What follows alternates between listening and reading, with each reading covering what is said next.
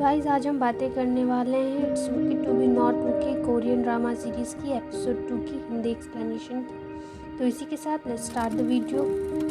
यहाँ पर गांगटे कोमुन यंग को बताता है कि उसकी आंखें उसे किसी की याद दिलाती हैं। कोमुन यंग गांगटे से पूछती है कि उसकी आंखें उसे किसकी याद दिलाती। कहानी यहाँ पास्ट में शिफ्ट होती है और हम देखते हैं कि गांगटे पानी में डूब रहा होता है तो कोमुन यंग उसकी जान बचाती है। इसी से हमें पता चलता है कि गांगटे और कोमुन यंग एक दूसरे को बचपन में जानते थे। यहाँ पे हम ये भी देख पाते हैं कि कोमुन यंग और गांगटे एक ही स्कूल में पढ़ा करते थे। यहाँ पर हम कोमुन यंग और गांगटे का बचपन का स्कूल देखते हैं, जहाँ हमें ये पता चलता है कि गांगटे कोमुन यंग को बचपन में ही काफी पसंद करता था। यहाँ हम ये भी देखते हैं कि कोमुन यंग और गांगटे अच्छे दोस्त बन जाते हैं, लेकिन एक दिन जब कोमुन यंग गांगटे को तितलियों को दिखाती है तो गांगटे डर के मारे भाग जाता है और उसके बाद कोमुन यंग और गांगटे दोबारा कभी नहीं मिलते। कहानी फिर से प्रेजेंट में शिफ्ट होती है और कोमुन यंग गांगटे से कहती है कि तो मैं तुम्हारी बचपन की सुनहरी याद हूँ। तो इस पे गांगटे कहता है कि तुम्हें किसने कह दिया मेरी यादें सुनहरी थी, मेरी यादें डरावनी थी और मैं नहीं चाहता कि मैं उस लड़की से दोबारा कभी मिलूं।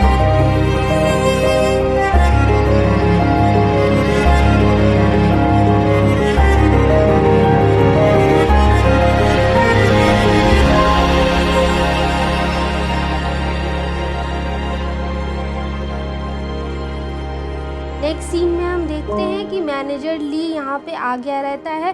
मैनेजर ली अपनी असिस्टेंट से पूछता है कि कोमुन यंग कहाँ है। तो इस पर उसकी असिस्टेंट कहती है कि कोमुन यंग ऊपर है और वो गांगटे से बात कर रही है। इस पर मैनेजर ली अपनी असिस्टेंट पे गुस्सा होता है और कहता है कि तुमने आखिर उन दोनों को मिलने क्यों दिया।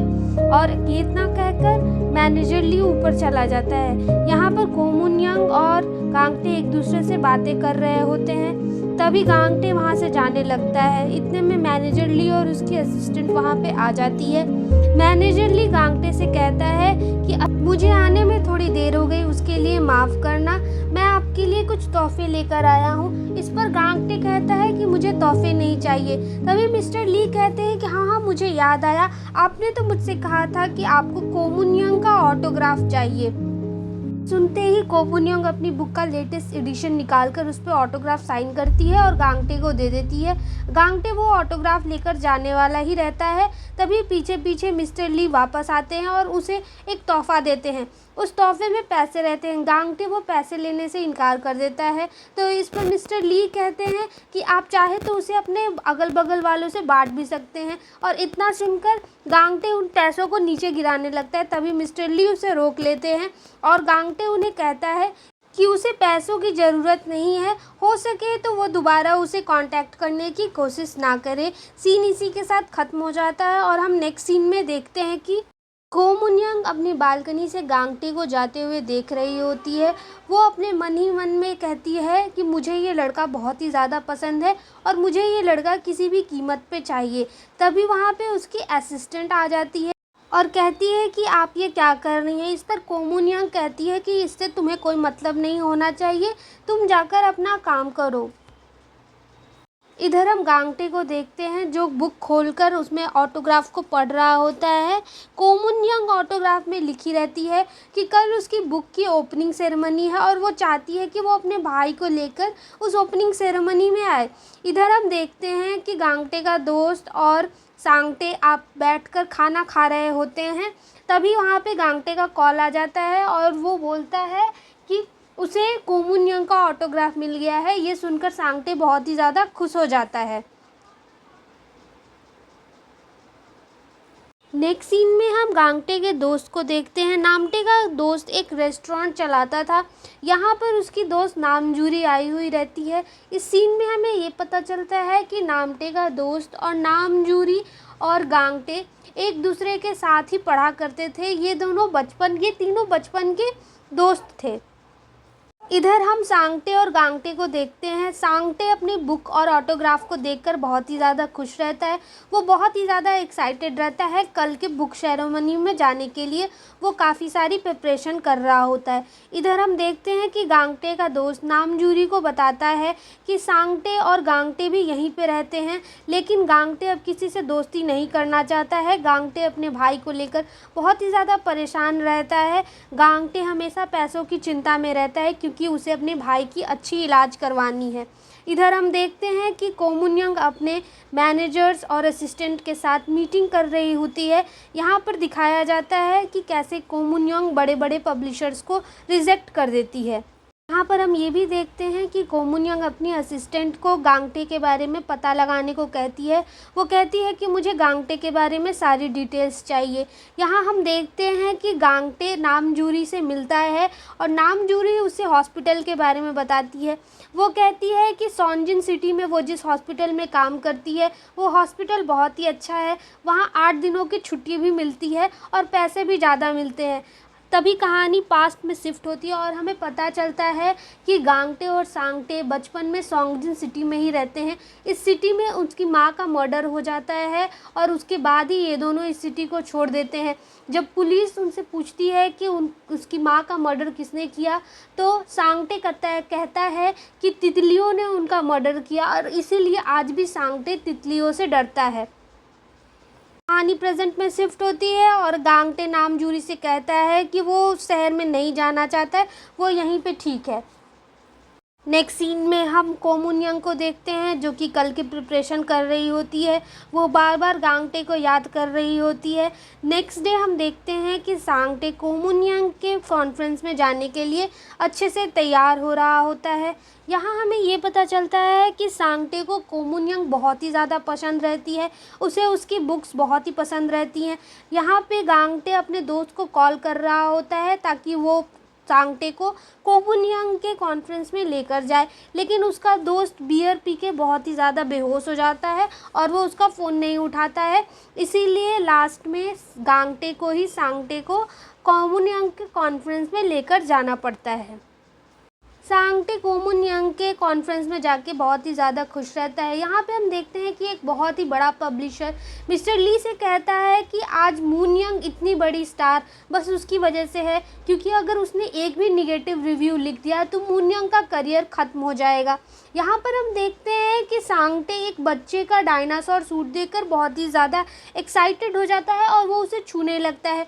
इस पर उस बच्चे के पेरेंट्स को मिसअंडरस्टैंडिंग हो जाती है कि गांगटे और सांगटे उसके बच्चे को कुछ करना चाहते हैं। इस पर वो सांगटे को धक्का दे देता है और वो उसका बाल नोच देता है, जिसके बाद सांगटे बहुत ही ज़्यादा बेचैन हो जाता है और चिल्लाने लगता है। ये सब मूनयंग देख रही होती है और वो सोचती है कि वो उनकी मदद करे या ना करे। तभी वहाँ पे मूनयंग नीचे उतर कर आती है और कहती है उस आदमी से कि तुम माफ़ी मांगो। इस पर वो आदमी कहता है कि मैं माफ़ी क्यों मांगूँ, ये आदमी मेरे बच्चे को छू रहा था। इस पर मूनयंग कहती है कि तुम्हें उनसे माफ़ी नहीं मांगनी है, मुझसे माफ़ी मांगनी है, क्योंकि तुमने मेरा कॉन्फ्रेंस ख़राब किया। इस पर वो आदमी कहता है कि मैं माफ़ी क्यों मांगूँ इस पागल आदमी की वजह से। मूनयंग कहती है कि तुम्हें कैसे पता कि वो आदमी पागल है, और इस पर वो उस आदमी के बाल खींच देती है। ये सब सारे लोग देख रहे होते हैं।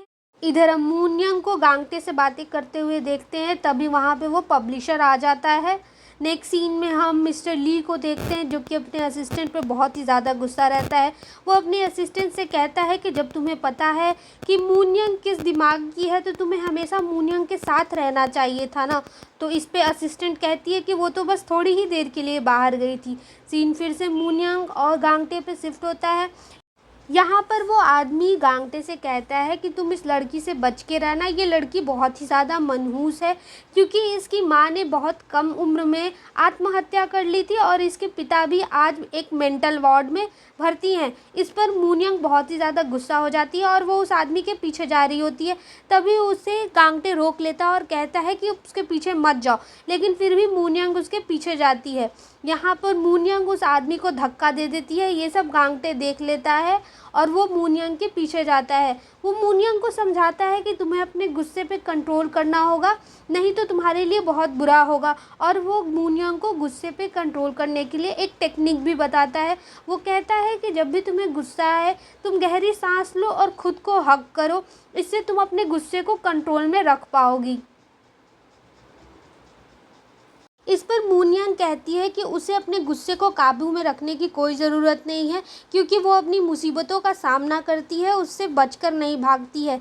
यहाँ पर हम देखते हैं कि मिस्टर ली कोमुनयंग को कहते हैं कि आज ये तुमने क्या किया, लेकिन कोमुनयंग कोई जवाब नहीं देती है। इधर हम देखते हैं कि सांगटे और गांगटे वापस जा रहे होते हैं। यहाँ पर गांगटे सांगटे को डायनासोर की बुक देता है, जिसको देखकर सांगटे बहुत ही ज़्यादा खुश हो जाता है। सीन शिफ्ट होता है और यहाँ पे हम देखते हैं कि कोमुनयंग के पिता को शहर से सोंगजिन सिटी के हॉस्पिटल में ट्रांसफ़र कर दिया गया रहता है, जहाँ पे नामजूरी काम कर रही होती है। इधर हम देखते हैं कि सांगटे और गांगटे का दोस्त उसके घर पे पास खड़ा रहता है और कहता है कि आज उसने बहुत ही ज़्यादा शराब पी ली थी, इसीलिए वो उन लोग का कॉल नहीं उठा पाया। यहाँ पर गांगटे कहता है कि मैं सोंगजिन सिटी जा रहा हूँ क्योंकि वहाँ पे अच्छी नौकरी मिल रही है। और तभी वो जूरी को कॉल करता है और कहता है कि मैं भी उस हॉस्पिटल में काम करना चाहता हूँ। सीन फिर से शिफ्ट होता है और हम यहाँ पे कोमुनयंग को देखते हैं, जो कि सोंगजिन सिटी के बारे में गूगल कर रही होती है। यहाँ पे हमें ये पता चलता है कि कोमुनयंग भी अब सोंगजिन सिटी जाने वाली रहती है।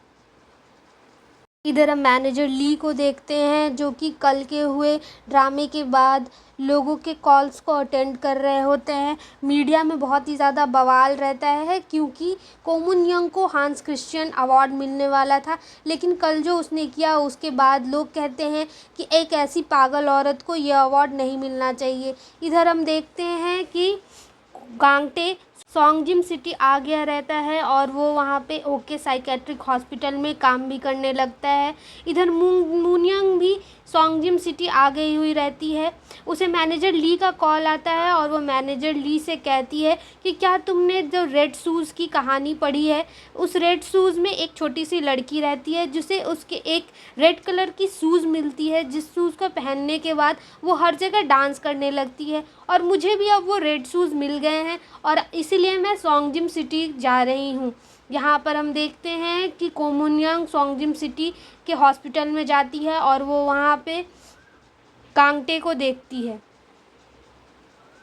यहाँ पर गांगटे कोमुनयंग से पूछता है कि तुम यहाँ पर क्यों आई हो। इस पर कोमुनयंग गांगटे से कहती है कि मुझे आना ही पड़ा क्योंकि मुझे तुम्हारी याद जो आ रही थी। और एपिसोड 2 इसी के साथ ख़त्म हो जाता है। एपिसोड 3 देखने के लिए आप हमारे चैनल को सब्सक्राइब ज़रूर करिए। Thank you for watching. Stay updated.